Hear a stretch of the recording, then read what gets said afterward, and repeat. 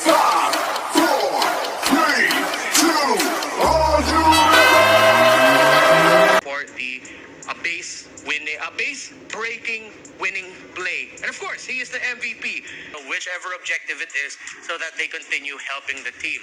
There was a lot of patience by all the members, all the players in this game. You really saw them hold on to their key abilities at the perfect time. Ryzen really making the most out of his lethal counter ultimate to either, of course, number one, secure the objective as the ballman.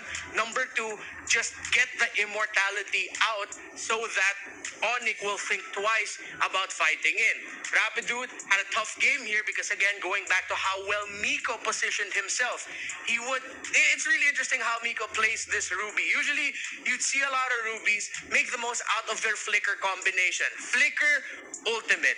But as we saw, Miko would be sort of, how do I call this? He was crafty with how he played this Ruby. Very creative. Wherein he would utilize the dash, that little hop that Ruby has, with either her first or second skill to get closer. So it acted as sort of like a mini flicker or mini dash to get closer, to get the pull onto who usually was Rapidude, who is the vision and the roamer, the vision provider and the roamer for Onyx PH. But credits as well to Onyx PH. They knew they also had that really tanky Akai to help get vision, get close enough, put himself into a slightly dangerous position.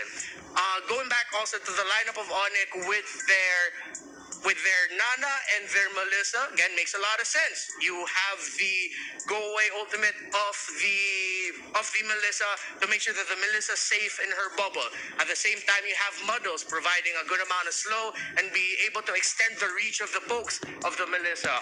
Pokes also coming in from the Nana. So, if you look at it on paper, theoretically, the lineup of Onyx PH team fights very well. They also all have the right tools, but so does Omega. That's why this was such a close game of two teams.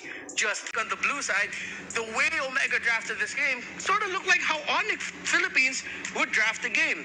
MVP performance again for the Filipino Savage. Kelra, 100% kill participation to Onyx PH, but they got good progress there, able to break the tower as well.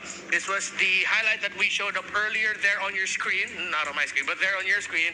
And going up against the 1-1, it looked like Omega were really ready to go up against it. With the 1-1 being first pick, the Bruno was the last pick by Omega. It was like a huge shift in the power scale of the draft because you have Onyx PH with a relatively balanced draft as well. They have the mid-game insurance plan in the form of the D-Roth, the Karina, and the Kagura to sort of carry them to the late game if ever Nets would fall far behind. But the thing is, Onyx PH fell too far behind to the lead that Omega had.